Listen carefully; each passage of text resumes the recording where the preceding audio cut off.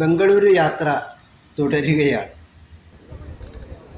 ഇനി ഉള്ള യാത്ര ഞാൻ എത്തിപ്പെട്ടിരിക്കുന്നത് ബംഗളൂരുവിലെ ചിക്കബെല്ലാപൂരിൽ, അബല തുർക്കി എന്ന മറ്റുമാണ് അതിൻ്റെ പേര് പറഞ്ഞത്. അബല തുർക്കി എന്നൊരു ഗ്രാമത്തിലേക്കാണ് ഈ യാത്ര. ഞാൻ അവിടെ എത്തി. ഇവിടെയാണ്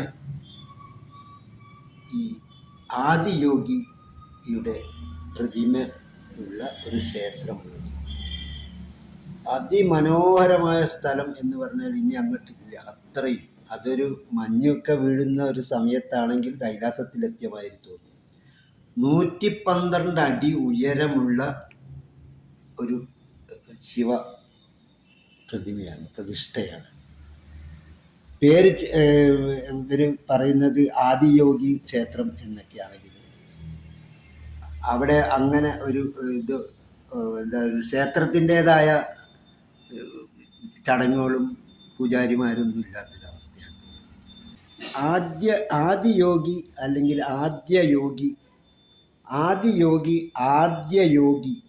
യോഗശാസ്ത്രത്തിൻ്റെ ഉറവിടമായി ശിവനെ ആദിയോഗിയായി ആരാധിക്കുന്ന ഒരു ഇടമാണിത്. ഇത് ഇഷ ഫൗണ്ടേഷനാണ് സ്ഥാപിച്ചിട്ടുള്ളത്. ഇഷ ഫൗണ്ടേഷൻ എന്ന് പറഞ്ഞാൽ നമുക്കറിയാം, ഒരു ആത്മീയ സംഘടനയാണ്. സദ്ഗുരു ജഗ്ഗി വാസുദേവൻ എന്ന് പറയുന്ന സ്വാമിജി എന്നൊക്കെ പറയാമെങ്കിൽ യോഗി 92-ൽ കോയമ്പത്തൂരിൽ ഒരു ഇതുപോലൊരു ആദിയോഗി ക്ഷേത്രം പണിതിട്ടുണ്ട്. അതിനുശേഷം പണിതിട്ടുള്ളതാണ് ഈ ചിക്കബെല്ലാപൂരിലെ ഈ ഞാനിപ്പോൾ നിൽക്കുന്ന ഈ ക്ഷേത്രം. ഈ 112 അടി ആണ് ഇതിൻ്റെ ഉയരം എന്ന് പറയുന്നത്. മനുഷ്യൻ ആത്മീയ ഉയർച്ച കൈവരിക്കാൻ ആദിയോഗി നൽകിയ 112 മാർഗങ്ങളെ പ്രതിനിധീകരിക്കുകയാണ് ഈ ഉയരം.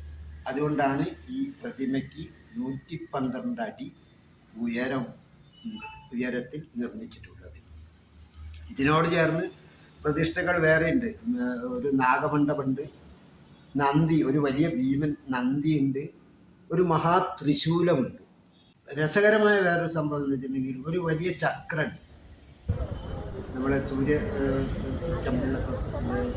ചക്രം.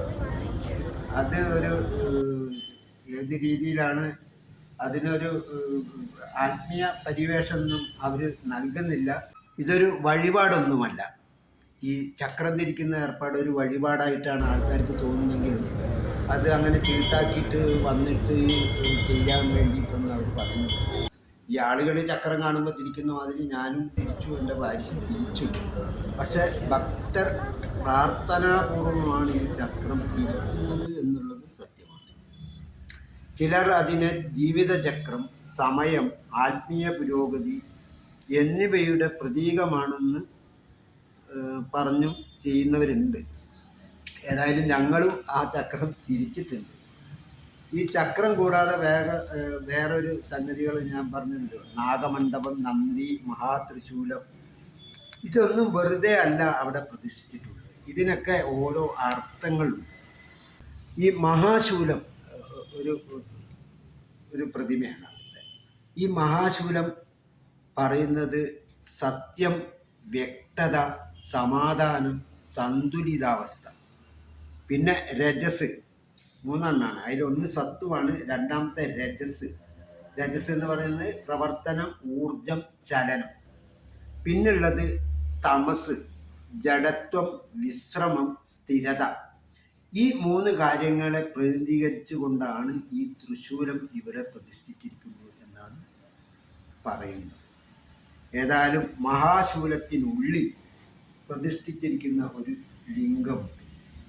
സത്വഗണം വർദ്ധിപ്പിക്കാൻ സഹായിക്കുന്നതായി ഈ ലിംഗത്തെ ഇഷ ഫൗണ്ടേഷൻ വിവരിക്കുന്നു.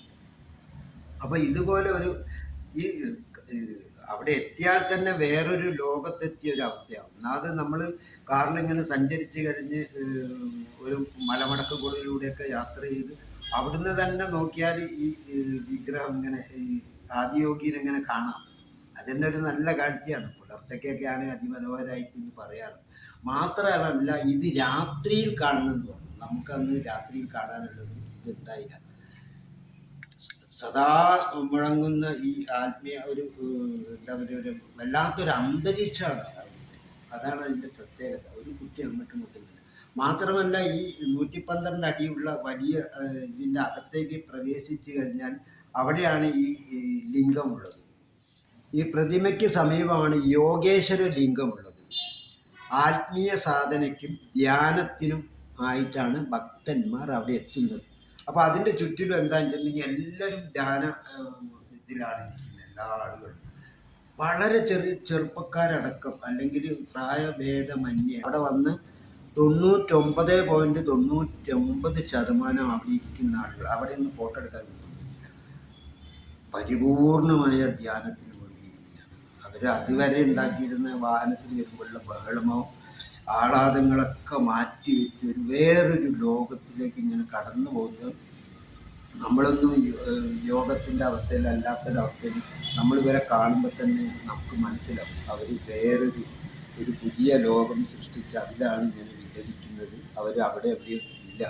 ആ ഒരു പ്രതിമയ്ക്ക് തൊട്ടടുത്തൊന്നും ഇല്ലാത്തൊരവസ്ഥ, അതൊരു വല്ലാത്ത അവസ്ഥയാണ്.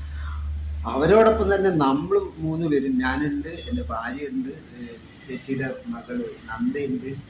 നമ്മളും അറിയാതെ ഒരു പുതിയ ഒരു അവസ്ഥയിലേക്ക് വന്നു എന്നുള്ളത് സത്യമാണ്. ദൈവികമാണെന്ന് തന്നെ പറയും. ശിവൻ നമ്മൾ കൈലാസത്തിലൊക്കെ എത്തിയ ഒരു വല്ലാത്തൊരു പ്രതീതിയുണ്ട്. അത് അത്രയും റിസ്ക് എടുക്കണം. പക്ഷെ അതിൻ്റെ വേറൊരു അവസ്ഥ, അതിനൊരു ക്ഷേത്രത്തിൻ്റെതായ അത് ഒന്നും അവർ പറയുന്നുമില്ല ക്ഷേത്രം. അപ്പോൾ ഏതായാലും ഞാൻ ഇതിൻ്റെ ബാക്കി കാര്യങ്ങൾ പിന്നീട് പറയും.